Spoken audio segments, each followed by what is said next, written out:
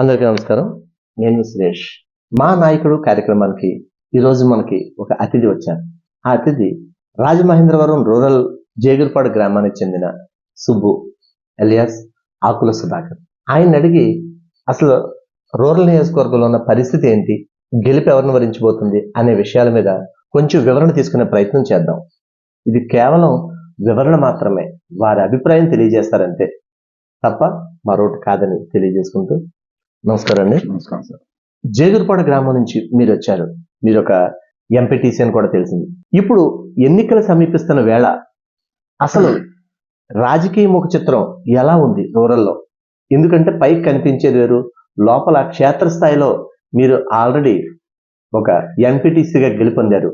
ఇప్పుడు అక్కడ పరిస్థితి ఎలా ఉంది మా ప్రేక్షకులకు తెలియజేయండి.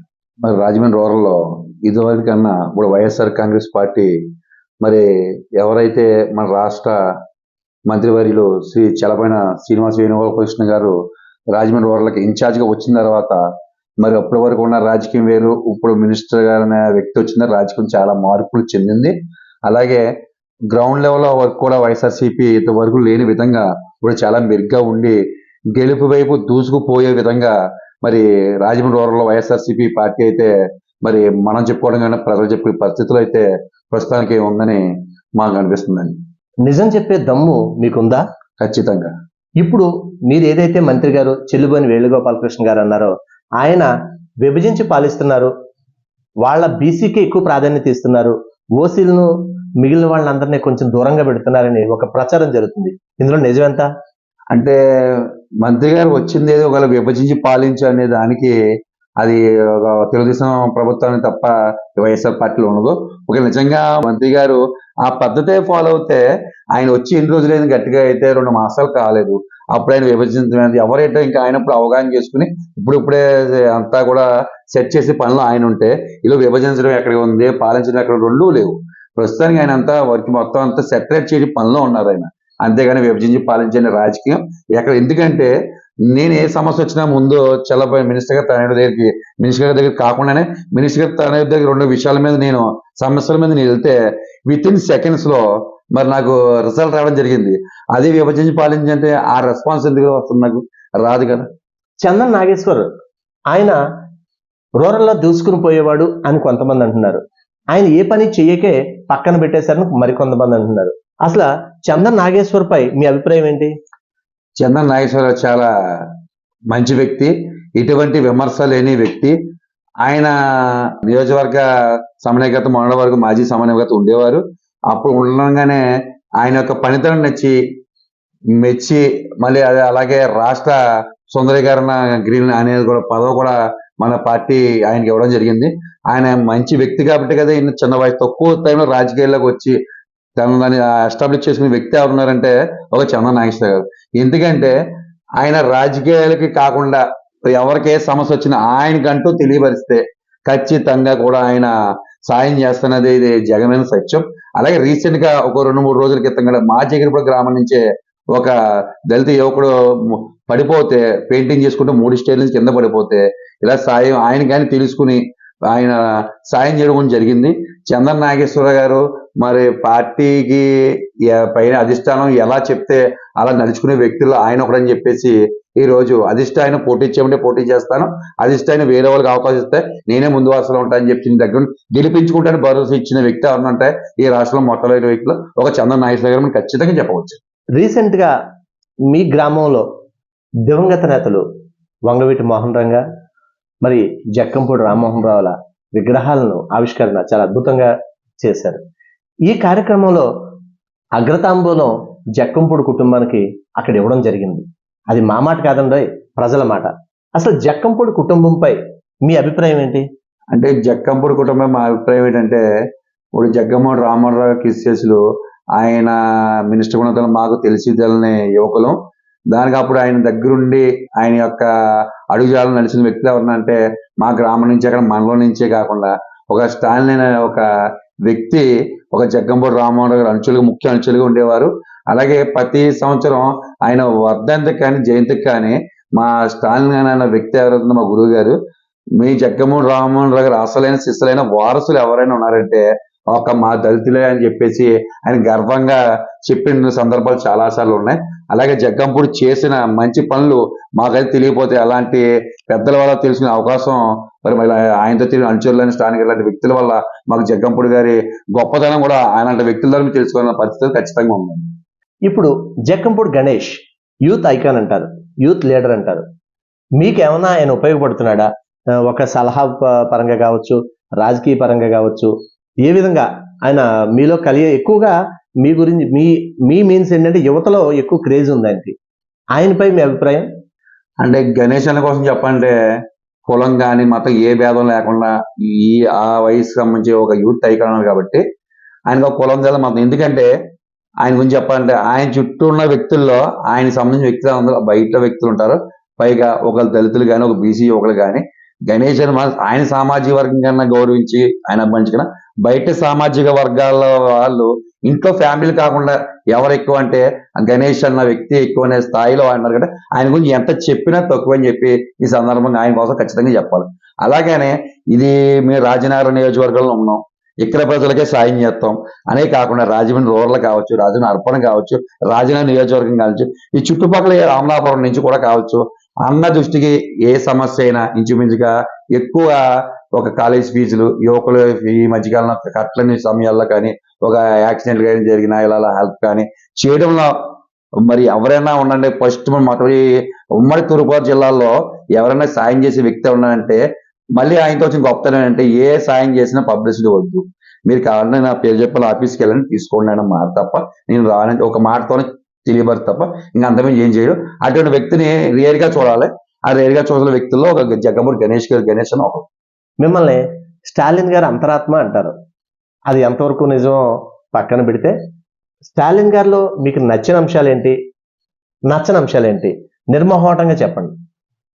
గురుగారు స్టాలిన్ గారి విషయంలో ముందు నచ్చే విషయం అయితే అంటే ఆయన నమ్ముకున్న వ్యక్తి ఎవరైతే ఉన్నారో ఆయన అందుబాటులో లేకపోయినా సమస్య అంటూ ఆయన దృష్టికి వెళ్తే ఒకవేళ మన సమస్య చెప్పకపోయినా ఆయనకంటూ ఆయన తెలుసుకుని ఆ సమస్య పరిష్కార విషయంలో ఎంత దూరమైన వెళ్తూ ఆ ఒక కార్యకర్తగానో నా ఒక వ్యక్తిగతంగా ఆయన చేసే పని ఏ ఇన్ఫ్లుయెన్స్ ఉపయోగించి ఎంతవరకు చేయాలో అంతవరకు ఆ వ్యక్తికి న్యాయం జరగడంలో ఆయన చేసే కృషి అయితే నాకు ఆయనలో చాలా నచ్చిన విషయం. అలాగే నచ్చని విషయం అంటూ స్టాలిన్ గారి ఏది ఉండదు. ఒక రాజకీయంగా వ్యక్తికి పూల దెబ్బలు ఉంటాయి, రాళ్ళ దెబ్బలు ఉంటాయి. అలాగే రాజకీయంగా ఆయనకి కొంతమంది విమర్శలు, రాజకీయ విమర్శలు తప్ప వ్యక్తిగత విమర్శలు ఆయనతో ఎప్పుడు ఏమి ఉండవు. మా మండలంలో ఒక రాజకీయ విమర్శ అయితే ఆయన విషయంలో ఏదైనా ఉందంటే ఒకటే చెప్పాలి. ఎలా అంటే ఆయన విమర్శ చేసినప్పుడు కూడా స్టాలిన్ అనే వ్యక్తి దగ్గరికి గురుగారి దగ్గరికి వచ్చి సాయి ఇలా ఆపదలో ఉన్నాను నేను, ఈ ఆపద మీ వల్ల అవుతుంది, మీరే చేయగలాలి అంటే ఇవన్నీ గురుగారు ఇవన్నీ ఆయన మీద చేసిన విమర్శలన్నీ కూడా ఒక్క నిమిషంలో మర్చిపోయి ఆ వ్యక్తికి ఎంతలా సాయపడాలో అంతా సాయపడటంలో ఆయన ముందుంటారు. కాకపోతే అది ఒక రకంగా మాకు బాధాకరంగా అయినా కానీ ఆ వ్యక్తి మన ఇంటికి వచ్చి గురుగారు సాయం తీసుకుంటే ఒక రకంగా సంతోషకరంగానే ఉంటుంది. ఆ వ్యక్తి ఆ క్షణం నుంచి కూడా ఒక స్టాలిన్ అనే ఒక శక్తికి అభిమానిగా మాత్రం కూడా తోడ్పడుతుందని కొంచెం మేము సంతోషంగానే ఉంటాం. ఈ మధ్య కాలంలో మీ గ్రామంలో ఏ జేగురుపాడు అయితే గ్రామం అయితే ఉందో మీ జేగురుపాడు గ్రామంలో అభివృద్ధి పనులు ఏమేమి జరిగాయి, ఏమేమి వాటికి ఎంతంత నిధులు తీసుకొచ్చారు, మీకు ఏమైనా ఐడియా ఉంటే చెప్పండి. మరి జేగురుపాడు గ్రామానికి అభివృద్ధి అంటే ఒక అన్ని చెప్పుకోకలేకుండా ఒక శ్మశానం అంటే ఎవరైనా భయపడతారా, వెళ్తాకి కొంచెం ఇష్టపడరు. కానీ ఒక జగిరిపాడు బరీల గ్రౌండ్ తీసుకుంటే సాయంత్రం మాటలు సరదాగా గడపాలి, ప్రశాంతత కావాలి అనుకునే వాళ్ళు శ్మశానం గోడ ముందు ఒక ఓపెన్ జిమ్ ఏర్పడడం జరిగింది. ప్రైవేట్గా ఆయన ఏదో నిధులు ఎక్కడో సమకూర్చి తెచ్చి ఈరోజు గ్రామంలో ఉన్న చిన్న పెద్ద వయసు వృద్ధులైన వాళ్ళు వెళ్ళి అక్కడ ఓపెన్ జిమ్లో ఉన్న టేబుల్స్ మీద కూర్చోవడం, చల్లని గాలి వాతావరణం కానీ అక్కడ చిన్నపిల్లలు వ్యాయామం చేసుకునే పరికరాలు కానీ చక్కగా పెట్టి మరి అంతకన్నా మరి ఆహ్లాదకరంగా వాతావరణం ఉండి ఏరియా బట్టి అక్కడ అలా ఆ రకంగా రూపుదిద్దారంటే అది మామూలు విషయం కాదు. అది ఒక జగిరిపాడు గ్రామానికే చెందిందని నేను అనుకుంటున్నాను. అలాగే జగిరిపాడు గ్రామంలో గత తెలుగుదేశం ప్రభుత్వంలో శంకుస్థాపన చేసి ఏదో ఒక స్కెల్టన్ నిలబెట్టేసి ఒక కమ్యూనిటీ హాల్ అని పెట్టారు.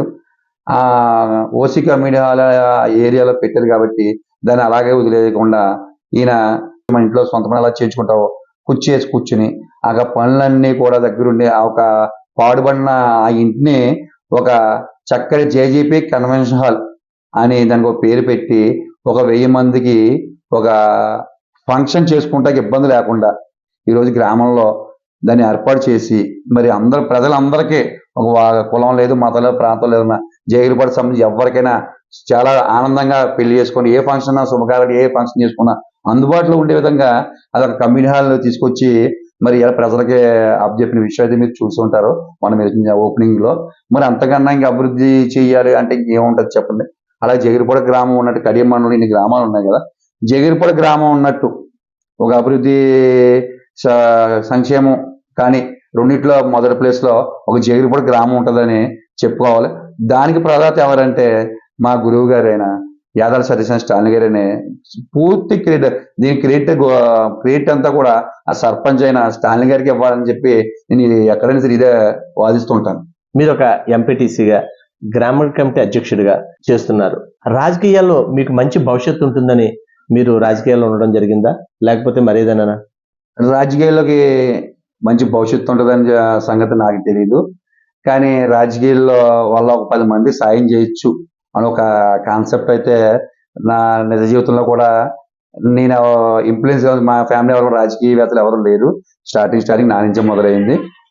కాబట్టి రాజకీయాలు ఏదైనా పని కావాలంటే మనం ఒకళ్ళ ఇంటికి వెళ్ళి చేతులు కట్టుకుని ఆడు మనకు నచ్చితే చేత నచ్చకపోతే చేయడు. సో ఇలాగ కాకుండా మనం అంటూ కూడా భవిష్యత్తు ఉన్న దానికి ఒక నాయకుడిని ఒక సరైన మాస్టర్ని ఎంచుకోవాలి. కాబట్టి ఆ రోజుల్లో స్టాలిన్ అనే వ్యక్తిని ఆయన గురించి నేను న్యూస్లో గూగుల్లోని అంటే మా ఊరికి వచ్చిన గ్రామాల్లో రివార్డులు అయితే చూసాం. ఈయనైతే మనకి సరైన మాస్టర్ అంటే రాజకీయ గురువు అని ఎన్నుకుని ఆయన ద్వారా ఈ కార్యక్రమాలు ఇవన్నీ చేస్తే బాగుంటది. మనకి 10 మందికి మన దగ్గర ఉన్న స్థాయిలో లేకపోతే మాట సాయం, ఒకవేళ డబ్బు సాయం చేయకపోయినా కనీసం మాట సాయం చేసి 10 మందికి ఉపయోగపడతాం అనే ఉద్దేశం తప్ప ఏ రోజు రాజకీయ స్వలాభం నేను వైఎస్ఆర్ కాంగ్రెస్ పార్టీ కొనసాగుతూ ఎప్పుడు కూడా పార్టీని ఉపయోగించుకోలేదు. అలా పార్టీ నుంచి నేను ఎలా మాట్లాడుతుంటే పార్టీని ఏ విధమైన నేను లబ్ధి కూడా పొందలేదు. ఎందుకంటే మీరు నాకు తెలుసుకుంటే నేను నెలసరి మన జగన్మోహన్ గారు మన ప్రభుత్వం నుంచి వచ్చే రేషన్ బియ్యం తప్ప నేను ఎప్పుడు మన వైఎస్ఆర్ కాంగ్రెస్ పార్టీ ఏ లబ్ధి పొందలేదు. కానీ నా వల్ల 10 మంది లబ్ధి జరుగుద్దనే ఉద్దేశంతోనే రాజకీయాల్లో కొనసాగుతున్నాను. అది కూడా కొనసాగిన మనకు సరైన మన గురువు కావాలి. కాబట్టి ఆ గురువుని మన ఎవరి దగ్గర అయితే మనం క్రమశిక్షణగా, ఎవరి దగ్గర అయితే మనం పర్ఫెక్ట్ గా రాజకీయం చేయగలని ఎన్నుకోవాలని, ఆయన కులమతాలకు అతీతంగా ఆయన అయితే కరెక్ట్, ఆయనతోనే మన భవిష్యత్తు ఉంది. ఏ పొద్దున మనకి భవిష్యత్తు దొరుకుద్ది భావితరాలు. కానీ ఒక మన కడి మండల వైఎస్ఆర్సీపీ అధ్యక్షుడు అలాగే మన జగిరిపాడు గ్రామ సర్పంచ్ అయిన శ్రీ యాదాల సతీష్ చంద్ర స్టాలిన్ గారు అనే వ్యక్తి దగ్గర నేను అప్పటి నుంచి ఇప్పుడు దాకా స్టిల్ ఆయన మాట మీదే గౌరవిస్తూ ఆయన మాటను అనుసరిస్తూ కూడా కొనసాగుతాం రాజకీయాల్లో జరుగుతుంది. చెల్లుపోయిన వేణుగోపాల కృష్ణ ప్రస్తుత మంత్రివర్యులు మీ రూరల్ నియోజకవర్గం నుంచి ఎమ్మెల్యేగా పోటీ చేస్తున్నారు. ఆయన గెలుస్తాడా గెలవడా, ఏ విధమైన పోటీ ప్రత్యర్థికి ఇవ్వబోతున్నాడు మీ మాటల్లో? మంత్రివర్యులు మన రాజమండ్రి రూరల్ నియోజకవర్గం వచ్చిన తర్వాత నుంచి వచ్చి రాగానే ఆయన ఎవరైతే నాయకులు కదా అందరినీ కలిసి పారిశుధ్యం మీద ముఖ్యంగా దృష్టి పెట్టి మరి చాలా అందరూ ఉండే ప్రాంతాలను శుభ్రం చేయడం ఒక స్వచ్ఛత కార్యక్రమాన్ని పెట్టి చాలా చేసుకుంటూ వస్తే అప్పటి వరకు ఉన్న బుచ్చి చౌదరి గారు నిద్రలో లేచి మినిస్టర్ గారు వచ్చి ఏదో చేసేస్తున్నారో మనకి ఏదో ఇదవుతుంది అని చెప్పేసి కంగారు పడడం జరగడం మనందరం చూసాం. కానీ చలబోని వేణు గారు చాప కింద నీరులా రాజకీయం ఎలా చెయ్యాలో రాజమండ్రి రూరల్లో మన కీర్తిశేషులు శ్రీ జగ్గంపూడి రామ్మోహన్ గారు ఏ విధంగా అయితే రాజకీయం మన రాజమండ్రి రూరల్లో ఏ రకంగా చేశారో ఆయన శిష్యుడిగా అదే తరహాలో ఈయన కూడా రాజకీయం ఆల్రెడీ మొదలు పెట్టారు. సునాయాసంగా రాజమండ్రి రూరల్లో వైఎస్ఆర్సీపీ జెండా ఎగిరి వేయాలనే ఉద్దేశంతోనే అధినేత జగన్మోహన్ రెడ్డి గారు మన చెల్లబోయిన వేణుగోపాలకృష్ణ గారిని ఇక్కడికి తీసుకురావడం జరిగింది.